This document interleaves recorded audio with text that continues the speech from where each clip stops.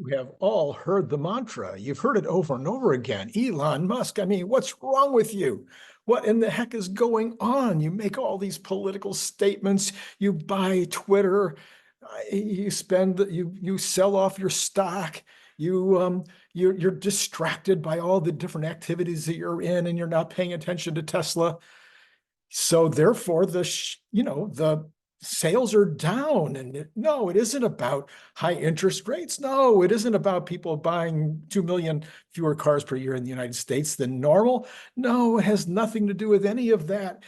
It's 100% about Elon, or at least some would have you think that. But according to this report today, Tesla is the leader in brand loyalty. At least that's what a report from S&P Global Mobility, a major automotive intelligence firm, says. A conclusion seemingly at odds with recent media narratives. Among individual brands, Tesla continues, this is a quote, among individual brands, Tesla continues its run as the leader in brand loyalty with a rate of 67.8% for the first half of 2024. No, this is not about 22, not about 20. This is about the first half of this year, according to S&P Mobility. Customer loyalty has remained relatively constant, not going up, not going down, about the same. According to Vince Palomares, Associate Director, Loyalty Product Management at S&P Global Mobility. Tesla has historically been a brand with strong loyalties among their consumer base, despite a limited product portfolio, he said. Changes in BEV prioritization among OEMs, along with Tesla's directive to cut pricing when needed, has kept households from defecting. BEV, of course, referring to battery electric vehicles. They had to say that. And customers are staying loyal to the brand, even amid a constant drumbeat of media criticism of CEO Elon Musk. Reports from media outlets like the New York Times that say Musk's policies is turning off owners. Except we can only report on what we see in the data, he told this media outlet in an email. In this instance, there is some decline in Tesla's loyalty for the first half of 2024 versus 2023, but that's below 1 percentage point. He might have noted that if it's that much of a change, it might be statistically irrelevant, and I will tell you right now it is. He said they could have as easily been up. He said, adding that Tesla's clearly beating other brands. The brand still remains the industry leader in brand loyalty by a healthy margin. For comparison's sake, the industry brand loyalty average stands at 52.5% compared to Tesla at 67.8%. I added that in. So anyway, and no other brand has a loyalty rating above 60%. Tesla sold 654,888 vehicles in the U.S. in 2023, an increase of 25.4% from the previous year, according to Kelley Blue Book. And a share, 50.8% market share of BEVs, and the company posted sales, It did, however, lose market share. Well, yeah, you're going to lose market share as more and more companies come into the business. We've talked about this 100 times. If you start off with 100% market share, you can't keep it. It doesn't mean if you are the leader, your market share is going to drop. What the market share that matters now is the market share compared to all vehicles, not compared to other BEVs. The loss of market share in Q2 because of a groundswell of anti-Musk sentiment, was that the cause? It did, however,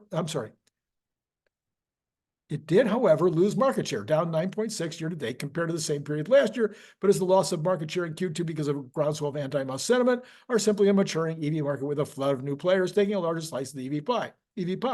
Cadillac Lyriq EV sales, for example, surged 465% in the second quarter, tallying 13,000 vehicles year to date, 13,000. So it went from I don't know, 2,000 to 13,000. Good for them. Mercedes EV sales jumped 11.7% to an entire 21,520. They went from 18,000 to 21,000. And Rivian sales were up 33% to a giant total of 27,000. That means they went from 19,000 roughly to 27%. Is that right? Did I do that right? I don't think I did. From 20 to 27, let's call it. Anyway, These are example of other EV brands in the US that are eating into share. Yeah. So if Elon's political statements are hurting Tesla sales, why then are GM, Ford, VW, and Mercedes all down, not only here, but also in Europe and really down in China? Oh, well, some people say that Elon's opinions are also hurting him in the UK and in Europe. Well, maybe they would be hurting him in China too. The problem is that's not really showing up in the car numbers, is it? Does anybody have an argument against this? Let me know in the comments below. I'd like to hear. Makes no sense to me. Anyway, let's go on. You may remember that yesterday, if you missed the episode yesterday, Carlo Herman sends me a link that was really, really exactly on topic. I was very impressed with this article.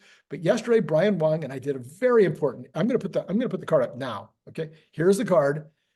Take a look at this. Go back, find it one way or the other. I think it's the last video I did because I didn't do any yesterday at noon or in the evening. So I think it's the last one that's up there. I'll put the card up.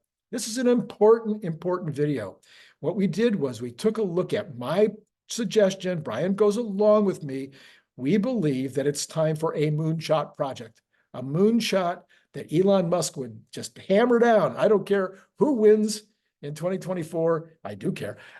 Whoever it is, Elon should be, look, we need a moonshot. We need a top down. We need the government to come in like they did in the 50s with the interstate transportation system, the roads. We need somebody to come in and say, look, here's what we need to do in terms of solar, wind, energy, batteries, nuclear, et cetera. Here's where they should put them. Here's how we lay it out. Here's how the grid will look. Here's how much is going to go on rooftops, et cetera, et cetera. Here's how much is going to go in fields, how much is going to go on ponds. It's, wherever you're going to put them, let's go do it. And let's get it done in 6 years or 10 years. I don't care. Pick a number. Well, according to this article that was sent to me, U.S. President Joe Biden's administration said on Thursday it had finalized a plan to expand solar energy on federal lands in 11 Western states. Wow. Part of a broader push to speed the permitting and construction of big infrastructure projects. And like I say, I gave Biden props last year for his infrastructure ideation, for his interest in reshoring manufacturing. I think they were poorly designed, poorly conceived, poorly designed, and won't work and cost too much. But the idea is right. And the idea here is right too. We'll see what they do about execution. The White House wants to accelerate approval of projects ranging from power transmission to wind and solar farms as it seeks to decarbonize the power sector to fight climate change. And it's eager to tout its Investing in America agenda ahead of the November presidential election. Here is the problem here. This is the wrong reason.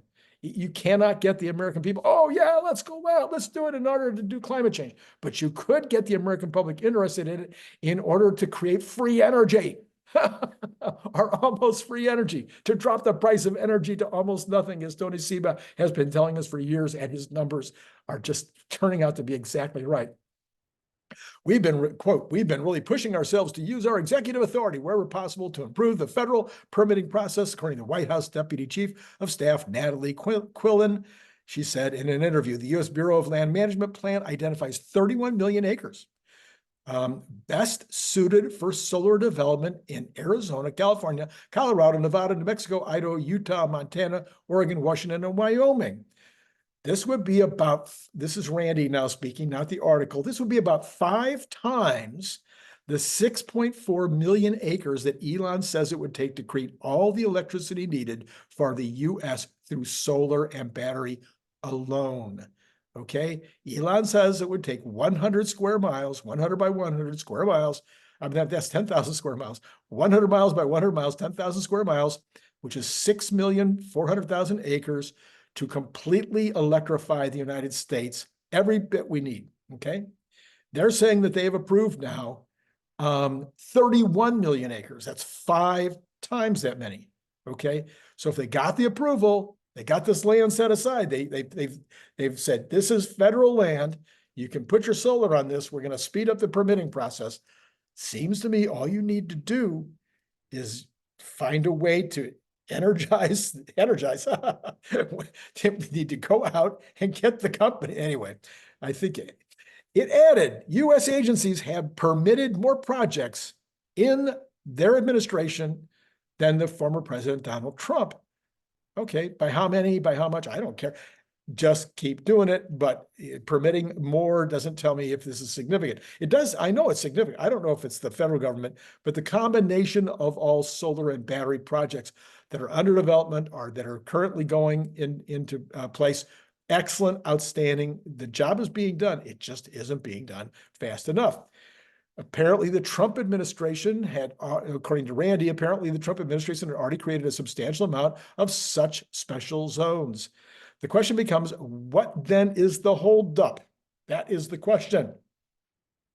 The lands identified have high solar potential and low conflicts with wildlife and plant habitats, the article said, giving projects proposed in these locations a jumpstart on permitting. The White House also said the Environmental Protection Agency had conditionally approved a rule creating emissions reduction credits for companies in Maricopa County, Arizona, to transition vehicle fleets to cleaner alternatives. How does that even, that's like a little thing like this. No, that should be nationwide. These credits can be sold to the owners of planned semiconductor factories in the region to offset air emissions and help the area comply with federal air quality standards, the White House said. The administration said the plan will aid to gains it already made in speeding environmental permitting, which it said has so far shaved 6 months from the median time required to complete a review. Let's cut that down to 6 months total. Left out is how long it now takes to get a review. They don't tell us how long it takes now. Of course, this federal land this is Randy again.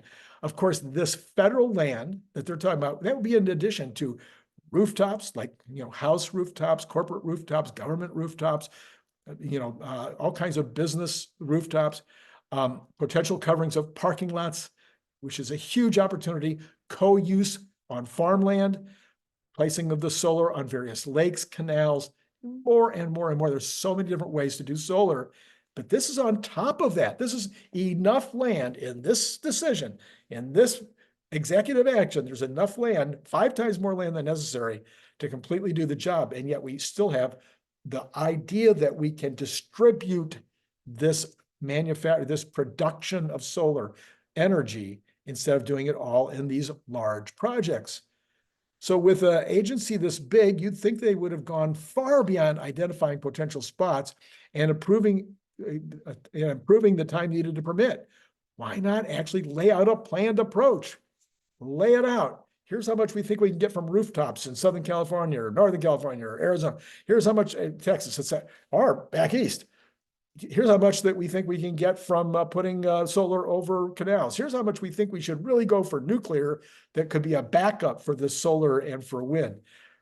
Why not actually lay out a complete planned approach and then set out finding the companies to do it? It seems like a relatively simple task. We did it with the railways. We did it with airports. We did it with the road system. We've done this kind of thing before. It isn't that hard. Apparently, of course, there would also be a need for batteries, and this will be good for Tesla. Then there is the business of moving the power from the sources of production to the grid. There might also be opportunities for partnering the big users, such as the data centers and the crypto farms, to locate near these new potential resources. We've seen this with data centers locating next to dams as an example. So given this first, and maybe even these first and second steps are done, a moonshot, like what Brian and I talked about, to almost free energy seems like a simple matter of execution. Just build them, install them, and turn them on. Surely it can't be this hard. So, if this is useful, if you liked it, if you were entertained by it, or if you think I'm right, or even if you think I'm wrong, hit like, subscribe, notify, join Patreon. Join Patreon. Do you not like these shows? Do you just go, it's okay, Randy. Thank you so much for doing this, but, whatever. Doesn't matter. If you stop doing them tomorrow, yeah, I'd miss you. Patreon, it's $3 a month. Come on now. You can do it. If you can't afford it, please don't do it. If you can afford it, do it. The card is up. I don't know if I can put the card up twice. But if I can put it up twice, I will. I think I can only put it up once, but you should go back and look at it. All right. That's all I've got for you right now. I will have something later today. Not sure exactly what. Kind of depends on how the news is going. Maybe I'll answer your questions and your comments from all last week, because there was a lot of them. And maybe that's what I'll do. Anyway, we'll see what happens. I'm sure I'll be back later today. It's been great.